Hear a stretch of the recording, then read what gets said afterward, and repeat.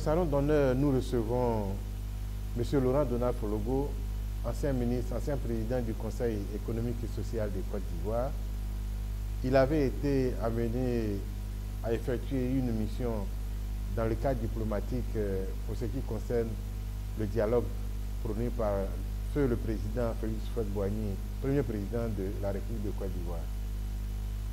Monsieur Laurent Donald Fologo, vous arrivez de Soweto, vous arrivez de l'Afrique du Sud, vous rencontrez le président Félix Houphouët-Boigny, qui d'ailleurs a apprécié la mission que vous avez effectuée. Quelques années plus tard, Nelson Mandela sort de prison. Quel commentaire avez-vous fait dès la sortie de cette icône de la politique sud-africaine? Le président Houphouët-Boigny disait: c'est un seul chasseur qui tue l'éléphant et c'est tout le village qui le partage. Il disait aussi, il aimait à dire, la victoire a plusieurs pères, mais la défaite est orpheline. Lorsque Mandela est sorti au grand soulagement du monde entier et de l'Afrique en particulier, en 1990, beaucoup d'organisations, de personnalités, de combattants se sont attribués chacun sa part de victoire. Ici, en Côte d'Ivoire, le président Houphouët-Boigny n'a jamais fait une déclaration sur la sortie de Mandela. Il s'est réjoui, comme tous les Africains. Pour lui, le dialogue, petit à petit, avait fait son chemin, parce qu'il disait que le président Mandela va sortir de prison sans effusion de sang.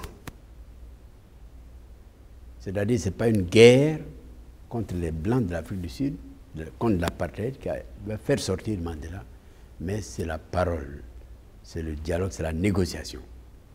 Et c'est ce qui s'est vraiment passé? C'est ce qui s'est passé parce que quand il lisait le livre de Mandela, Un long chemin vers la liberté, il a dit: c'est en prison que j'ai pris conscience de l'importance et du caractère incontournable du dialogue pour nous en sortir.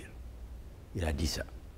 Il a dit: quand j'en ai pris conscience, j'ai décidé d'étudier l'Afrikaans. L'Afrikaans, c'est la langue des Blancs de l'Afrique du Sud. Ils ont introduit ça. C'est ce que les jeunes, les enfants de Soweto avaient refusé d'apprendre à l'école, qu'il y a eu les événements de Soweto que vous connaissez, qui ont fait beaucoup de morts parmi la jeunesse. Eh bien, Mandela a étudié cette langue en prison. Il a dit: si nous voulons mieux comprendre et combattre les Blancs de l'Afrique du Sud, pour arriver à la paix, il faut comprendre leur langue, pour comprendre leur mentalité. Il a appris l'Afrikaans, alors qu'il ne voulait pas en entendre parler avant d'aller en prison. Volontairement, il a étudié. Et quand il est sorti, tout le monde s'attendait au bain de sang. C'est-à-dire laisser exploser tant d'années, 40 années de vengeance. Les Noirs, les Africains noirs ont souffert, on les a torturés, on les a tués. Mais une vengeance eût été très sanglante. Parce que, très tôt, comme je vous l'ai dit, le président Houphouët-Boigny avait pris conscience de l'armement des Blancs de l'Afrique du Sud.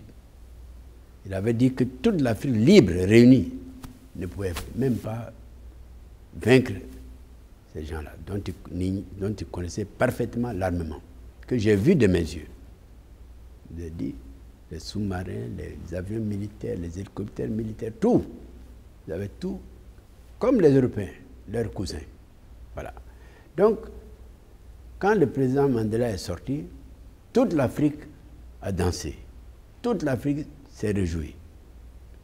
Il n'y a pas eu une seule déclaration qui a rappelé la condamnation du dialogue du président Houphouët-Boigny, dont la pointe a été 1975. Personne. On ne nous a pas condamnés, On n'a pas dit que c'est le dialogue qui a triomphé. Non. On était tellement tous contents de la sortie de Mandela que peu importait les voies utilisées. C'est que nous retenons. Parce que quand il y a la victoire, chacun s'attribue sa part de contribution. Nous, Ivoiriens, en tout cas les collaborateurs du président Houphouët-Boigny et ses disciples, nous retenons que le dialogue a été pour beaucoup. En tout cas, il n'est pas sorti suite à une guerre de libération ou pour casser, briser la prison de Eslan. Non, il est sorti normalement. Parce que pendant tout ce temps, vous le savez, je peux dire que pendant près de 20 ans, le président Houphouët-Boigny n'a pas arrêté de voir en privé, en secret, à Paris, à Washington, partout où on allait, des gens de l'Afrique du Sud pour dire faites quelque chose. Et le président Houphouët-Boigny a rendu hommage à un homme. C'est M. De Klerk, qui était le nouveau président de l'Afrique du Sud au moment de la sortie de Mandela. C'est lui qui, à Yamoussoukro, est venu voir le président pour lui dire son plan pour la sortie de Mandela. Il lui avait donné un délai. Et c'est ce qui s'est passé. Et De Klerk a été magnifique. D'ailleurs, vous voyez que quelques années après, ils ont eu tous les deux, Mandela et De Klerk, le prix Nobel de la paix. Tous les deux. Voilà. C'est-à-dire le bourreau et la victime ont eu ensemble le prix Nobel de la paix. Parce qu'il fallait du courage aux Blancs de l'Afrique du Sud, aux dirigeants de l'Afrique du Sud, pour accepter de faire sortir Mandela par cette voie pacifique. Les petits Blancs de l'Afrique du Sud ne le voyaient pas de cette oreille, n'entendaient pas de cette oreille. Ces gens avaient peur que l'arrivée massive des Noirs libres leur arrache tout. Ils avaient peur de perdre.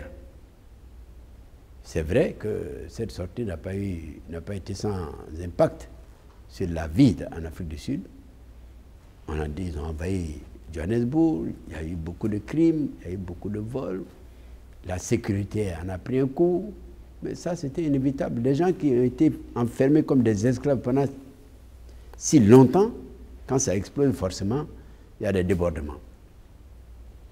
Alors, je veux dire que, en ce qui nous concerne, pour nous, le dialogue a été pour beaucoup. Pour nous, c'est le dialogue qui a permis de sortir Mandela sans effusion de sang, je le répète. Et c'est ce que voulait le président Houphouët-Boigny. Le dialogue a été pour beaucoup. Le président Houphouët-Boigny meurt et on a l'impression que ce concept qu'il avait tant développé, qui a sauvé des vies humaines, qui a sorti l'Afrique du Sud d'une situation qu'elle vivait depuis un certain temps, on a l'impression que ce concept-là est mort avec lui. Aujourd'hui, il y a beaucoup de tensions en Afrique et dans le monde. L'homme, le grand homme que fut Houphouët-Boigny, est parti avec le dialogue. Ce n'est pas votre avis? C'est mon avis, malheureusement. Mais je suis conscient que le monde a changé. Le monde du président Houphouët-Boigny, c'est-à-dire depuis la colonisation jusqu'à l'indépendance et de l'indépendance jusqu'à sa mort, disons jusqu'en 1990, nous avons vécu un certain monde. Le monde de la guerre froide, le monde de l'équilibre, la terreur. L'Est contre l'Ouest. Houphouët avait fait son choix, mais il le gérait de façon très intelligente et très habile. Après lui, le monde de la mondialisation nous a envahis. La démocratie qu'appelaient les intellectuels africains de tous leurs vœux est arrivée.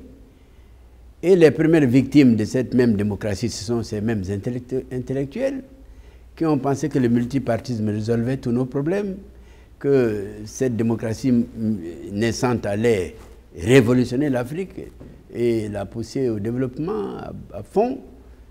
En Afrique, ce multipartisme a été peut-être mal compris ou mal présenté. Nous avons vu que cette démocratie, peut-être mal comprise aussi, est vécue difficilement, est construite difficilement. Mais je dis que je ne désespère pas parce que là où il y a foyer de conflit, là où il y a des conflits, il y a foyer de dialogue aussi. Aujourd'hui, les gens sont en dialogue au Mali pour essayer de trouver une solution. Ils sont au Mali, ils sont en Algérie. Les gens sont en dialogue. Récemment, ils étaient à Accra pour lutter contre Ebola. Ils étaient réunis à Brazzaville pour la Centrafrique, etc., etc. Le dialogue est incontournable, qu'on le veuille ou non. Mais le président disait, faisons l'économie de la guerre avant le dialogue. Si vous voulez éviter la guerre, commencez par le dialogue, ça arrêtera la guerre. On l'a traité de tous les noms, vendu, quoi, il a vendu l'Afrique. Dans le salon d'honneur, nous recevions M. Laurent Donald Fologo, ancien ministre, ancien président du Conseil économique de la Côte d'Ivoire. Merci.